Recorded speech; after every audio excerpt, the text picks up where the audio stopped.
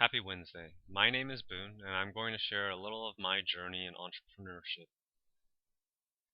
I was born in 1984, a normal, healthy-looking baby, but was later labeled a failure to thrive. I was born with a rare genetic condition called Gaucher's, but since doctors weren't looking for Gaucher's disease, I wasn't diagnosed until the age of 5 after years of testing. At the time I was diagnosed, there wasn't any treatments, and doctors told my mom I'd probably only live to be 8 or 9. Around the age of 7, a treatment was found, but it was over $200,000 a year, and my single-parent mom didn't have health insurance. Living in Oregon at the time, the state chose not to help me get my medicine, and my mother, frantic to get me the medicine I needed to survive, began to look into other options, like Mexico, Canada, and other options as well, but only one really seemed to appear. If you lived in Washington State, below the poverty level, the state had to help you get life-saving medication. Thankfully, I got treatment, and I'm doing well today. Though, having to live in poverty to qualify for help to get my medicine has been hard on me. Growing up, I felt like I was being punished for being born sick, and became depressed and addicted to drugs and alcohol to escape a life I felt destined for. Then in 2010, I got a chance to be in a 2-year drug study for a new medication for my disease. And for the first time in my life, was going to be getting medicine without having to live in poverty to qualify. I didn't know what I'd do when the 2-year drug study was over. I didn't care. All I wanted was an opportunity to be a contributing member of society and not have to be poor. But since I was still stuck in an addicted mindset, I wanted to stay in the party lifestyle, but feel better about it. So I started a nonprofit called Northwest Prodigies. Its mission, Party for a Purpose. The idea was we would throw events where ticket sales and a portion of drink sales went to sick kids on Make-A-Wish trips. I was a Make-A-Wish kid and can still remember how encouraging the experience is. But trying to start a nonprofit opened up my eyes to how hard it is for nonprofits to compete in the marketplace. We are all competing for the same dollars, and corporations are spending over $500 billion a year to get your attention. But as a nonprofit, you get criticized for spending money on anything but your services. To compete in the marketplace, you have to be seen and stay in the mind of consumers. And I realized nonprofits are at a disadvantage, since if they spent any money on marketing, they would be criticized. What I think nonprofits need are partners and tools to use to increase awareness and funding. So in 2011, I pivoted and started a for-profit called We Think It Matters, with the purpose of creating platforms to bring attention and funding to causes through corporate sponsorship. This isn't a totally new idea. Cause-related marketing has been around since the 1980s, but our business model and platforms are quite different than anything out there.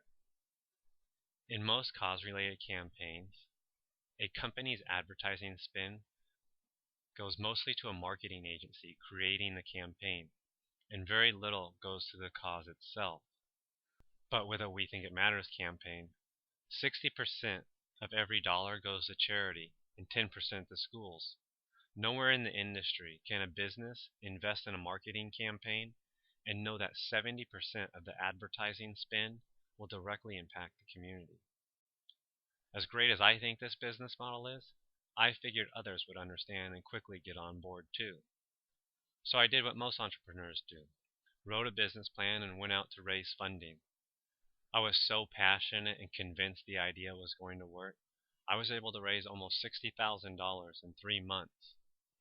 The problem with that was the idea hadn't been tested, and I didn't know how to manage money. And since I was working under the assumptions that all I needed was a team and a platform and the sales would come pouring in, that was the way I operated. Within a few months, all the money was gone.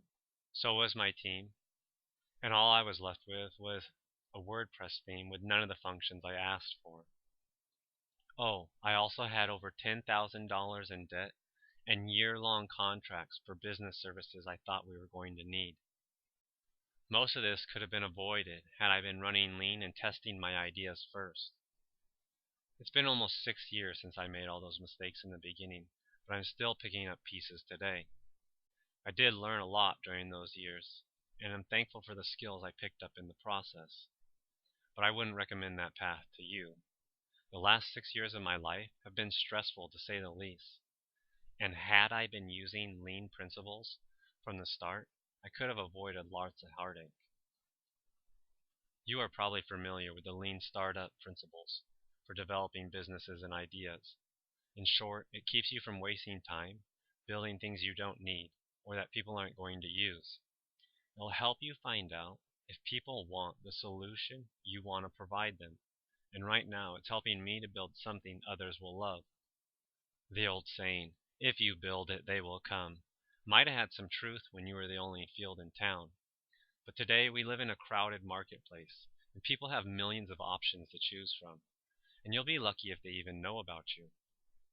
When I was finally able to convince a business to sponsor our beta campaign, I was sure that once the MVP was up and running, that we could reach 10,000 votes in a few months no problem, and was excited to see the results. Instead, it has been a year since we launched the campaign and have gotten about 200 votes. We've had far more visitors, but people weren't voting during their time on the site. I thought it was very clear that you were supposed to select a charity to receive funding from the campaign sponsor by voting for a nonprofit, but I built the MVP, so this all made sense to me.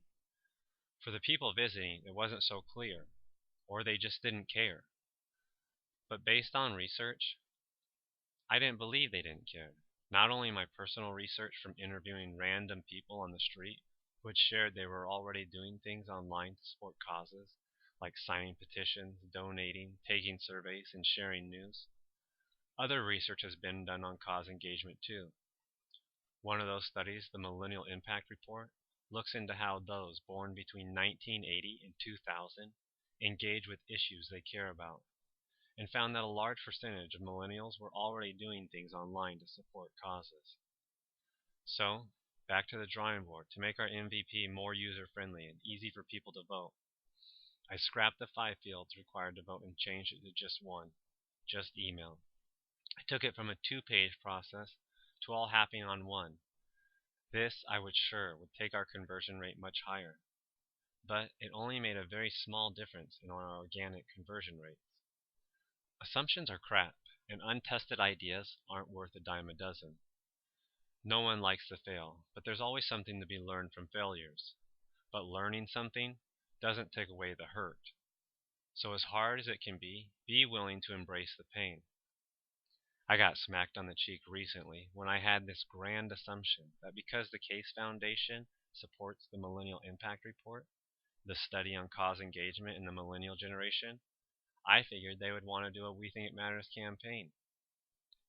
The Case Foundation was started by Steve Case, the co-founder of AOL, and his wife Jean, who is now the foundation's CEO. Its mission is to invest in people and ideas that can change the world. I believe I'm their ideal client, and have been guerrilla marketing to Jean and the Case Foundation on Twitter most of 2016.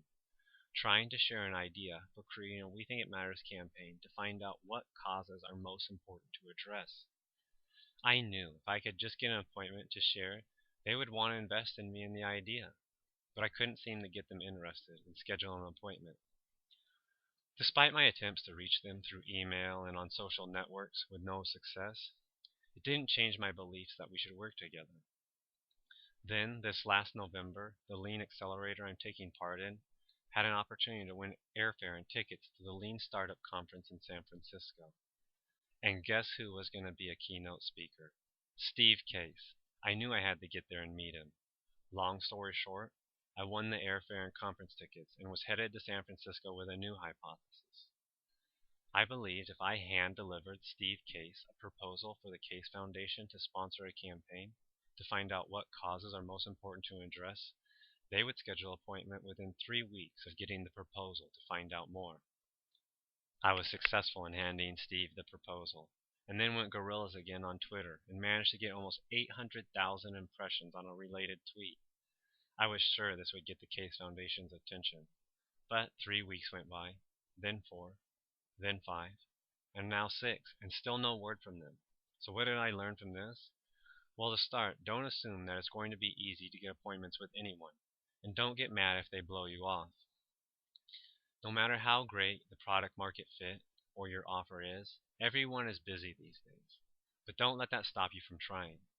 If you really believe what you're offering is good for who you're offering it to, then you owe it to them to keep trying.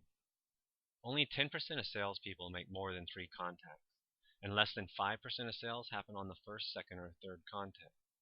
10% of sales are made on the 4th, and 80% of sales are made on the 5th through 12th contact.